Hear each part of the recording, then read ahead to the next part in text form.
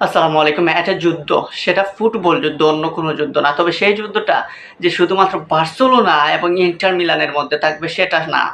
সেই যুদ্ধটা ছড়িয়ে পড়বে স্পেন এবং ইতালির মধ্যে।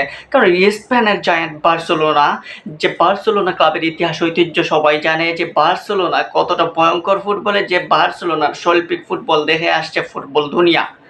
সেই বার্সেলোনার সাথে আরেক ঐতিহ্যবাহী ক্লাব ইন্টার মিলান, যে ইন্টার মিলানের নাম এখন থেকে আজ থেকে ১০-১৫ বছর আগে খুবই উচ্চস্বরে আওয়াজ হতো, উচ্চস্বরে বলা হতো যে ইন্টার মিলান, যে ইন্টার মিলান এবং এসি মিলান, এই ২ মিলানের যুদ্ধ দেখার জন্য রাত জেগে থাকতো ফুটবল প্রেমীরা।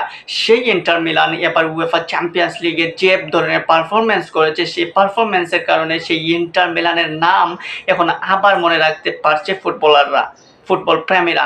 এখন ইন্টার মিলানকে সেই আগের ইন্টার মিলানের মতো মনে হয়। এই ইন্টার মিলানকে দেখলে এই ইন্টার মিলানের খেলা উপভোগ করতেই মন চায়। বিশেষ করে ফার্স্ট লেগে বার্সেলোনার মাঠে ইন্টার মিলান যে খেলা দিয়েছে, সেই খেলাকে যারা দেখেছেন তারা হয়তো বলতে পারেন যে এই ইন্টার মিলান শুধুমাত্র ইন্টার মিলান না, এই ইন্টার মিলান শুধুমাত্র কোনো ক্লাব না, এই ইন্টার মিলানের যে ঐতিহ্য, ইন্টার মিলানের যে পূর্বের নাম, সেই নামটা বোধহয় এবার সেই ইন্টার মিলানরা নিয়ে এসেছে। লাউতারো মার্টিনেজের এই ইন্টার মিলান যেন অন্য লেভেলের একটা inter Milan.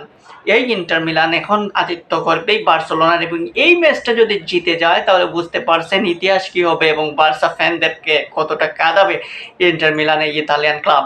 So inter Milan এবং বার্সেলোনার এই ম্যাচটা দেখার জন্য ফুটবল প্রেমীরা ২ দিন থেকে অধীর আগ্রহ বসে আসছে।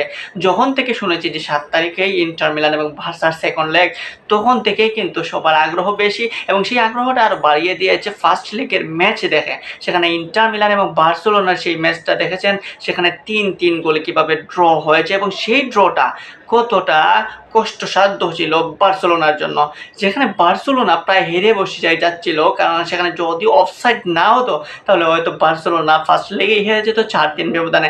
যাই হোক, অফসাইডটা বাঁচিয়ে দিয়েছে বার্সেলোনাকে। তবে সেই বার্সেলোনা এখন ইন্টার মিলানের মাঠে খেলতে হলে আরও হতে হবে শক্ত, আরও হতে হবে ভয়ঙ্কর। যদিও তাদের ট্রাম্প কার্ড লামিন ইয়ামাল হতে পারেন অন্য একটা ভরসা তাদের জন্য। বিশেষ করে এই ইন্টার মিলানের কোচ পর্যন্ত বলেছেন যে লামিন ইয়ামালকে আটকাতে হবে, এবং লামিন ইয়ামালকে আটকাতে গিয়ে তাদেরকে খুবই একটা কঠিন একটি পরিস্থিতির মধ্যে থাকতে হবে। যদি লামিন ইয়ামালকে আটকাতে হয় তাহলে ২টা প্লেয়ার যদি লামিন ইয়ামালের পিছনে রেখে দিতে হয় তাহলে বাকিরা কিন্তু খালি থেকে যাবে। সো লামিন ইয়ামালের দিকে বেশি যদি অগ্রসর হতে যায় ইন্টার মিলান তাহলে কিন্তু তাদের জন্য ক্ষতি বেশি হবে। কারণ লামিন ইয়ামালের বাইরেও তাদের টিমে রয়েছে বার্সার রাফিনহা, যে রাফিনহা এবং ব্যালন ডি'অরের জন্য যোগ্যতাবিদ, এবং যে রাফিনহা শুধু গোল দিতে পারদর্শী না, যে সেই রাফিনহা কিন্তু গোল অ্যাসিস্ট করতেও পারদর্শী। সো সেখানে দুর্দান্ত একটা বার্সা টিম। তার উপর এখন লেভানডস্কি এসেছেন ম্যাচে, যে ফার্স্ট লেগে না খেলা লেভানডস্কি এখন সেকেন্ড লেগের ম্যাচে রয়েছেন।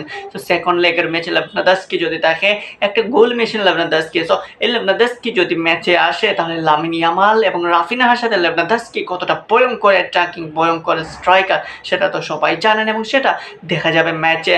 সো এই মুহূর্তে বলা যায় যে বার্সেলোনা রয়েছে চরম ছন্দে, এবং বার্সেলোনা এখন ট্রাবল শিরোপার স্বাদ নিতে চায়, এবং সেই হিসাবে তারা আজকে ইন্টার মিলানকে পরাস্ত করার জন্য খুবই শক্তভাবেই মাঠে নামবে। সো ইন্টার মিলানের জন্য এটা পরীক্ষা হতে পারে তাদের মাঠ, এবং সেই মাঠে বার্সেলোনাকে যদি হারাতে হয় তাহলে তাদের যেভাবে ফার্স্ট লেগে তারা খেলেছে সেভাবেই খেলতে হবে। সো এই ম্যাচে কিন্তু এই স্ট্রাইকারদের মধ্যেও কিন্তু মূল লড়াইটা থাকবে ২টা কোচ এবং ২টা গোলকিপারের মধ্যে। ২টা গোলকিপার কতটা নিজেদেরকে সাবলীল রাখতে পারেন সেটাই হচ্ছে বিষয়। সো এই বার্সা এবং ইন্টার মিলানের এই যুদ্ধটা দেখতে খুবই মুখিয়ে আছে ফুটবল প্রেমীরা।